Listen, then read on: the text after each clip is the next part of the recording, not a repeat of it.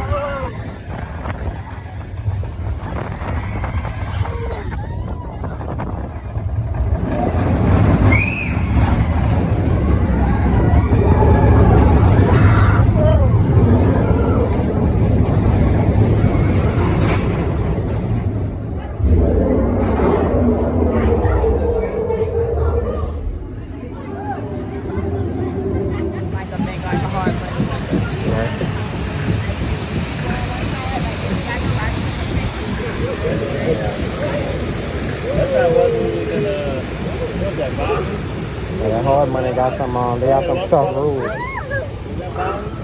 And they had like that. But you go under it. Oh my God!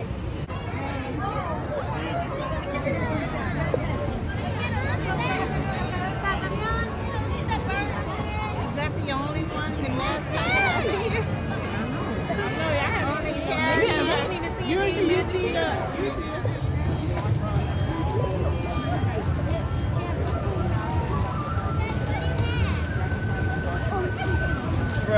Some people are throwing money.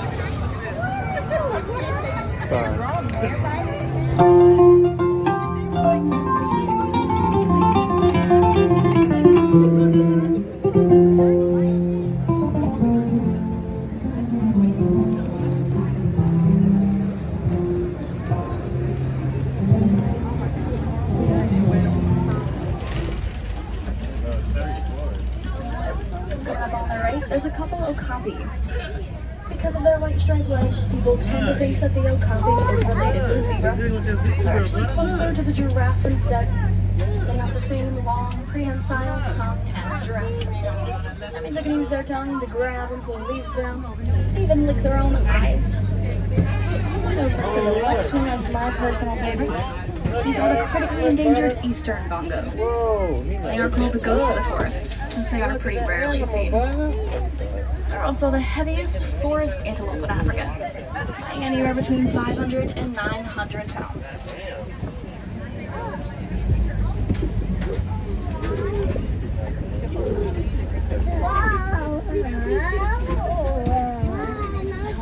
See, if you start to look straight ahead, up and over the ridge, there is a black rhino up here. Kind of tricky. Unfortunately, they are being poached for their horns because people believe they have medicinal properties, but they're just made out of keratin, like our hair and our fingernails. Yeah, just over here on the left. Might get another view as we come forward more, we'll see. These forest animals tend to be very shy. They like to hide back in the bushes a lot of the time. They also rely on their camouflage. So they use their colors to blend in and try to hide from predators. That was lizards do. That's what lizards do. Yeah. What they do? There's a saddle-billed stork coming up here. Different colors. On either side, actually. Predators. They can get up to 5 feet tall with a 9-foot-long wingspan. And the tan antelope hide in the bushes out to the left. Those are greater kudu, one of the tallest antelope in Africa. They can reach about 5 feet tall on the shoulders.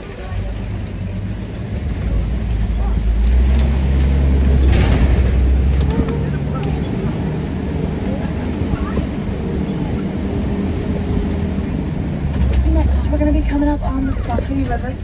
This is usually a good place to look for some hippo.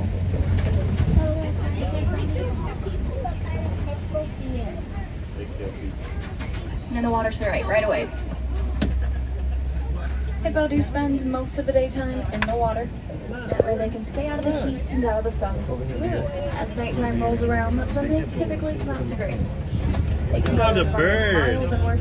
Look at how the 80 bird. to 90 pounds of vegetation a day. You see the bird? You don't have no water. You see the bird? You just see the hippo way straight ahead there in the water. Sleeping under the water, we need to come up for air. They just do that in their sleep. They're kind of used to it by now.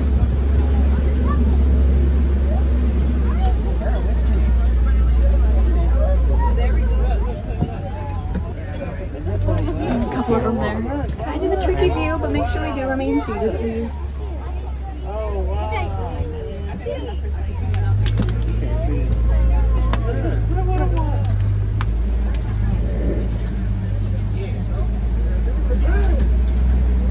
Got a slightly different snout shape.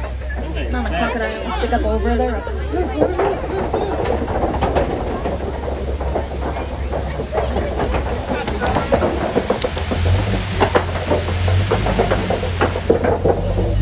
Those jaws are powerful enough to crush the bones of their prey, which is usually fish. But it can be just about anything that crosses their path. Look at the tree, man. Look at the tree.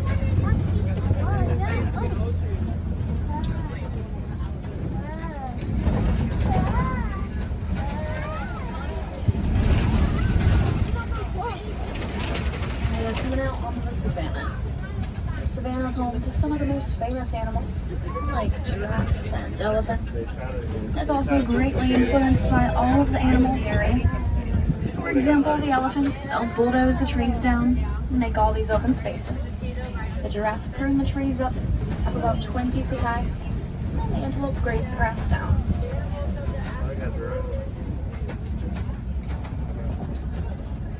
You can start to see some animals kind of out in the distance right now. Look at the giraffe. We're going to talk about every animal out here. We're just going to wait till we get a little bit closer so you can take a look out and see who you can find.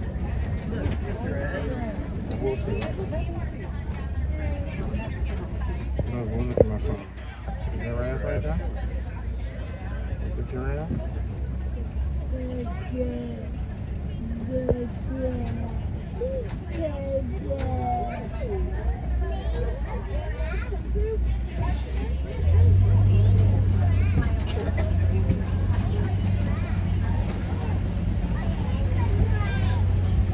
Over to the left, beautiful view of these African wild dogs, or painted dogs, because of their patchwork coats. Those coats are unique to each dog, so they can use them to tell each other apart, even from really far away. Make sure the little ones are seated too, friends. These dogs do look really cute, but they are the most successful hunter in Africa. More successful than lions and cheetah. All the way to the left, the reddish-brown antelope back there. Those are sable. The coat of the male sable will darken as they reach adulthood, so they would be almost black. The gray animals here are wildebeest. They do form one of the most densely packed herds, as well as one of the largest migrations. It's up to 1.5 million wildebeest. There's a giraffe them up here. First, the animals with really large horns coming up, they are Ankole cattle. Those cattle horns do look really big and heavy, but they are hollow. They have a honeycomb-like structure on the inside. You can tell if you look at their patches. They're kind of irregular around them. Usually means they are a Maasai giraffe. At least when compared to reticulated. Giraffes are 6 feet tall already when they're born. They can stand and walk within the first hour of life. As they reach adulthood, they'll get up to about 16 to 20 feet tall. For each foot tall that they are. So a 20-foot tall giraffe is Ankole cattle on the left. They're also called Watusi after the people that domesticated them. They're not domesticated for milk, meat, or anything like that though. They're a sign of wealth here in Africa. Species of monkey with the males weighing up to 100 pounds. You can tell the adult males by the bright red and blue facial markings. They get brighter as they get more excited. They also have small pouches in their cheeks. They use them to store snacks for later. If you look all the way up to the right, you can just barely see an elephant up there. Male elephant are usually pretty solitary. The herds are typically made up of female and their young. The males have either got to be by themselves or in a usually small, kind of bachelor-only group. As you might guess when you look at an elephant, they do have incredible hearing. Our research team has learned that elephants are afraid of the sound that bees make. So farmers in Kenya started making fences with beehives on them. That way they can keep the elephant away from their crops without harming them, and they can also sell the honey. That has eased a little bit of tension that was between elephant and humans in Africa. We are going to head a little bit deeper into elephant country. Might be able to find more up there, we'll see.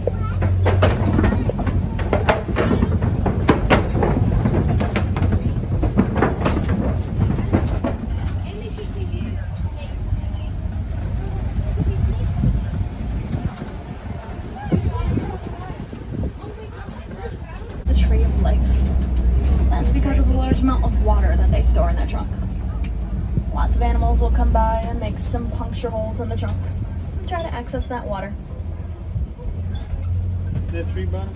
You can see wildebeest and a quick view of the springbuck again over to the right.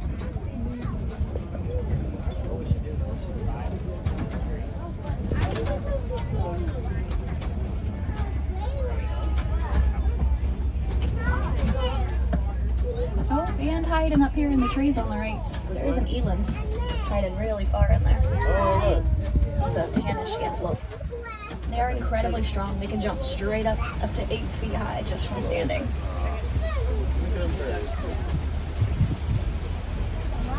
Next, we're going to be coming around these greater flamingo. Greater flamingo are the largest and lightest species of flamingo. And you can see some very cute little gray babies in there.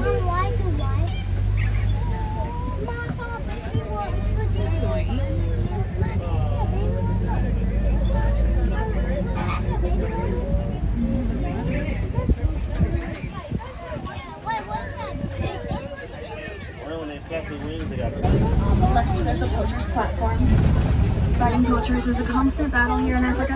Hundreds of thousands of rhino and elephant are poached each year for their horns and tusks. At the end of the safari, we'll talk about how we can help those animals. And just on the left, a couple white rhino, one of the newest little members of the crash there. But the white rhino like these, they often let that little baby lead. They just kind of follow and protect from behind. Those rhino are attracted to the mud pit. They like to roll around and cool themselves off in any mud they can find. It also serves as an insect repellent and a sunscreen for them.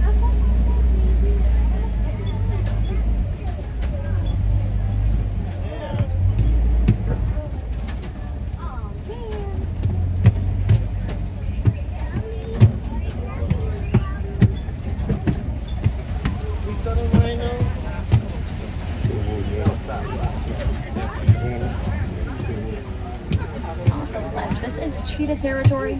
Keep an eye out. It can be pretty hard to No. Oh, there you go.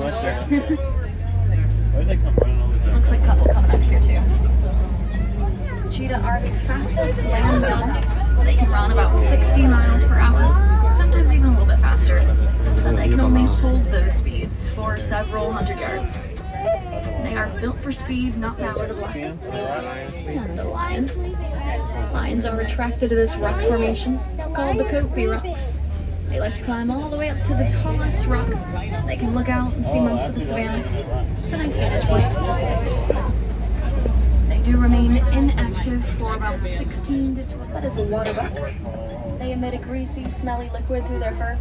Waterproofs their coat, helps them find other water buck. There's a couple of them there. They stay pretty close to it.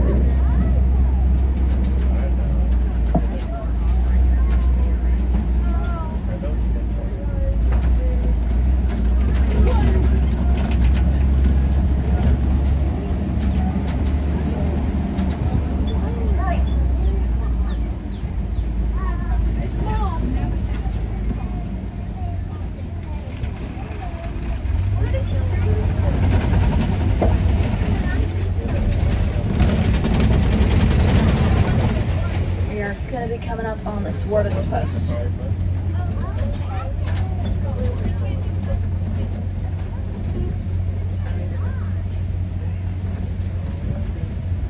can start to see these domestic Nigerian dwarf goats up on the hill.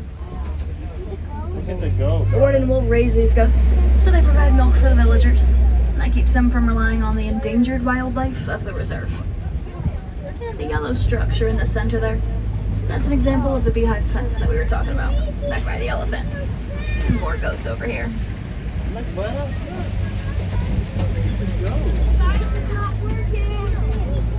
Look at the goat. Look at the goat. Look at the Now, I do hope you enjoyed our adventure through the Harambe Wildlife Reserve. Harambe does in fact mean come together in Swahili. And it really is my hope that we can come together to help each other, humans and animals. Every dollar that you donate. But remember, wherever you live, you can explore the outdoors, protect the wild animals and their habitats. You can reduce, reuse, recycle. Recycle the obvious paper, glass, plastic products.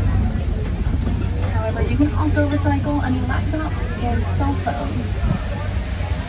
These have something in them called coltan. Let's be mindful on the health of some of the animals. So if you recycle those devices, they won't have to do as much mining, and they won't take away quite so many homes from the animals.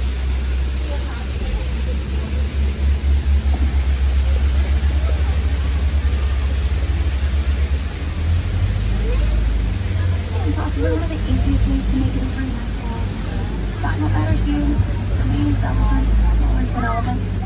Find whatever it is that calls out to you. Learn about them, research about them, share what you learn with your friends and family. Again, one of the easiest ways to make a difference in the world around you.